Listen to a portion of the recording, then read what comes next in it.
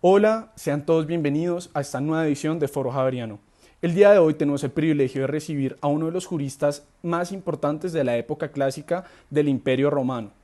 Él se encuentra con nosotros el día de hoy gracias a un viaje en el tiempo que ha sido uno de los hechos históricos más importantes del siglo XXI y noticia principal en todo el mundo.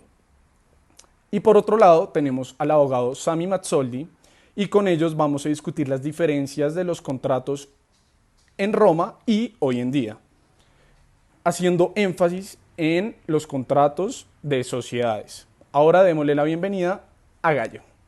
Bueno, hola, muy buenos días a todos. Para mí es un honor poder estar acá durante este tiempo. Estoy ansioso para ver cómo el derecho en romano está hoy en día y cómo se ha desarrollado a lo largo de la historia. Y estoy acá muy emocionado por estar en el foro Javeriano para poderles enseñar un poco de lo que era nuestra época y así poder compararlo junto con la actualidad.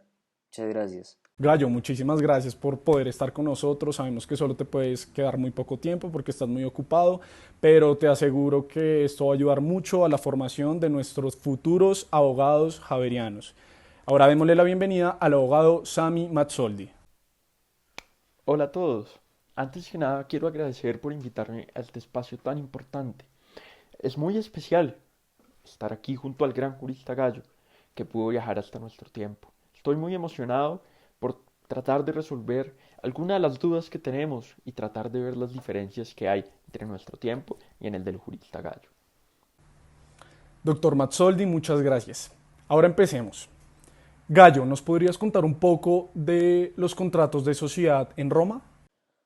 Ok, entonces lo que pasaba en mi tiempo era que cuando unas personas se obligan para poder tener una ganancia, por ejemplo, Lucio tenía un bote y Julio tenía una mercancía.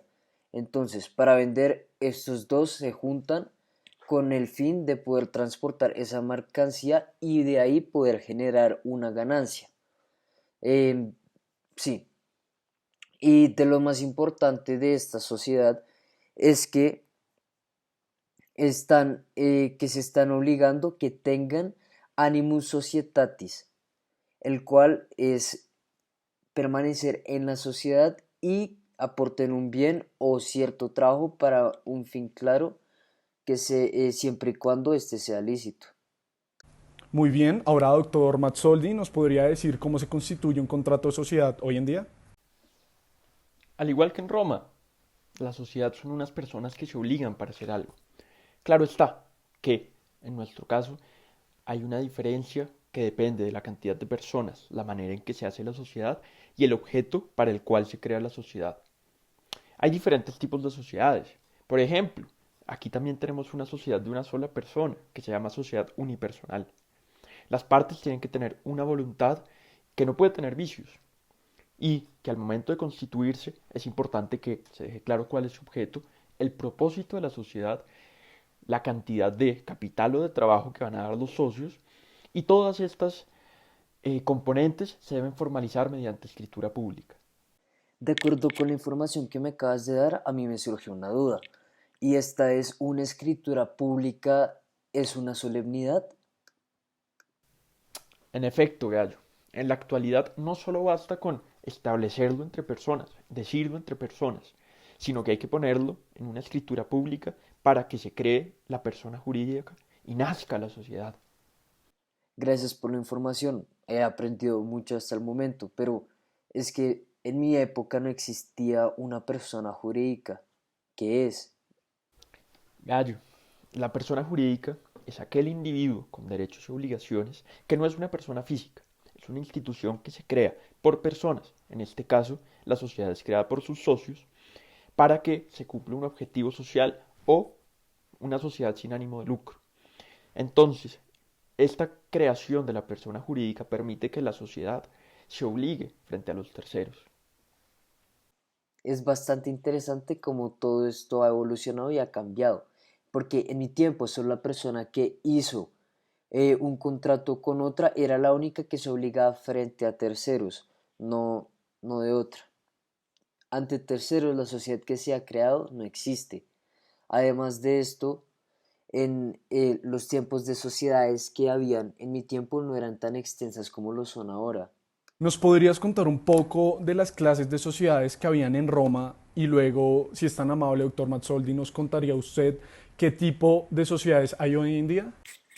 Claro que sí. Está la Societas Omnium Bonorum, la cual era muy común que se haga entre familiares, ya que todo lo que están en la sociedad ponen todos sus bienes, sean presentes y futuros.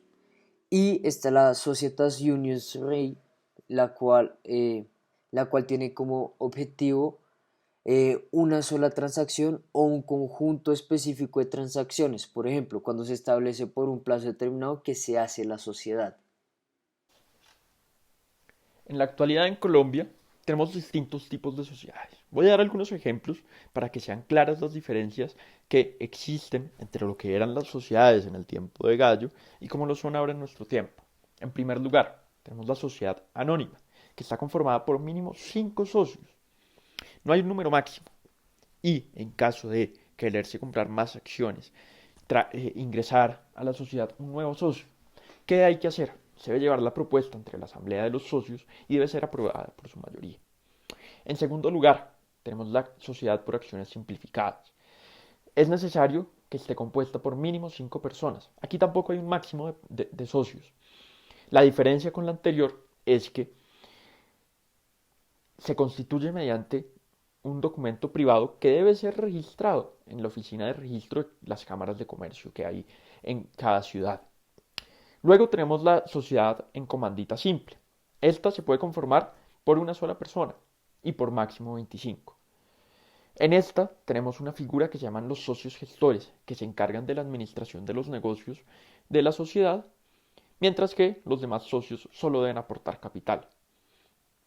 Estos son algunos de los ejemplos que podemos encontrar en nuestro derecho, pero pues la gran diferencia es que en Colombia ahora tenemos distintos tipos de sociedades y funcionan entonces dependiendo de cada sociedad, para cada tipo de negocio y objeto social que tenga la sociedad, se regula de forma distinta.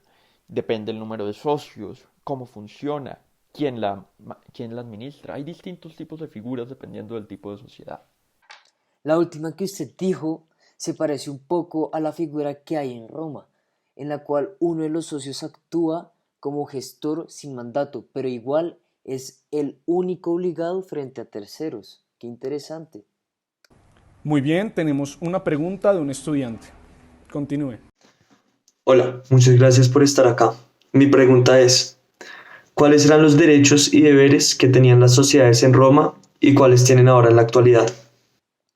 En Roma tenían derecho los socios al reembolso de los gastos, la indemnización de los perjuicios causados por el trabajo y la posibilidad de ejercer la acción por socio, la cual es la acción que tiene un socio para reclamarla a los demás y pedirle la utilidad o una indemnización como pérdidas por actuaciones dolosas. Y los socios tenían como deber incluir todo lo adquirido en la sociedad en la caja común. Tenían que responder por las actuaciones dolosas y las actuaciones culposas que fueran estipuladas antes de iniciar la sociedad. En la actualidad pasa lo siguiente. Hay distintos derechos que están en cabeza de los socios, pero también eso depende del tipo de sociedad a la que se esté revisando, de la que estemos hablando. Digamos, hay unos derechos comunes a todas las sociedades, como lo son el derecho a recibir dividendos, siempre y cuando la sociedad esté percibiendo utilidades. En segundo lugar, tenemos el derecho a que sea designado como gestor para que se administre y supervise la empresa. Y está el derecho a que se le reembolse el aporte adicional que haga uno de los socios, en tal caso el que lo haga, claro. Digamos, dependiendo de la sociedad, hay ciertos estatutos especiales en los que, por ejemplo, se consagran ventajas especiales y cierto tipo de beneficios a alguno de los socios respecto a los otros. Depende ya, como se está diciendo, cómo se constituyó la sociedad y qué tipo de sociedad es. Lo que sí es claro, y yo creo que es una de las coincidencias que veo con las sociedades en el tiempo de Gallo, es que aquí los socios siempre deben responder por las actuaciones dolosas y siempre deben siempre deben y están obligados a participar en las pérdidas que tenga la empresa. Muy bien, tenemos otra pregunta que tendrá que ser la última por el corto tiempo que dispone Gallo. Pregunte, por favor. Hola, a mí me gustaría saber cómo se dio la extinción de la sociedad en Roma y cómo se da en la actualidad. Bueno, hay una extinción de la sociedad cuando uno de los socios muere y solo se contrató con este y no con sus herederos. También cuando hay una renuncio, lo cual es que uno de los socios renuncie a estar en la sociedad. Y cuando hay una capetis diminutio, ya que si esto pasa ya no son capaces cuando hay una confiscación o quiebra de los bienes de la sociedad. Y por último, cuando cumple el plazo o con la voluntad de los socios de extinguir la sociedad. Antes de entrar en el detalle de cómo se extinguen las sociedades, cómo se diluyen las sociedades hoy en día, quiero hacer una salvedad que es una gran diferencia que noté entre cómo se extinguían en Roma y algo que no pasa hoy en día. En Roma, como bien nos ilustró Gallo, cuando se muere uno de los socios, la sociedad prácticamente se acababa en el instante. Eso hoy en día no ocurre. Cuando un socio muere, la sociedad no se extingue, puesto que, aquí la gran diferencia, en nuestros tiempos, el vínculo no es físico, no está atada a la existencia de la persona natural, a que uno de los socios esté vivo justamente, es un vínculo jurídicamente, es netamente jurídico, por lo que justamente, si uno de los socios muere, la sociedad puede continuar sin problema. Ahora bien, ¿cuándo se diluye la sociedad? En primer lugar, cuando se vence el término que se pactó en el contrato social con el que se constituyó la sociedad, a menos que no se haya prorrogado previamente, claro. En segundo lugar, cuando se torna imposible llevar a cabo la actividad social propuesta y bajo la que se está designada dicha sociedad. Tenemos otro caso, que es en el que se varía el número de socios cuando se reduzca y haya menos del mínimo permitido para ese tipo de sociedad, o al contrario, haya más del máximo permitido para ese tipo de sociedad. También, cuando se cumplen cierto tipo de causas que se establecieron los socios, es decir, se llegó a cierto número de utilidades, se vendió tanto número de unidades, por decir algún ejemplo, se acabaría esa sociedad. Cuando se cumpla esa causa que pusieron los socios en el contrato social de constitución de la sociedad, se diluye la sociedad. Por último, también por mandato de la autoridad competente o las demás causales establecidas por la ley. También, claro, si los socios de común acuerdo pactan diluir la sociedad, por supuesto. Bueno, desafortunadamente se nos acabó el tiempo. Espero todos hayan disfrutado y podido aprender un poco del abogado Sami Mazzoldi y del jurista Gallo. Los esperamos nuevamente en otra sesión. Muchas gracias por asistir.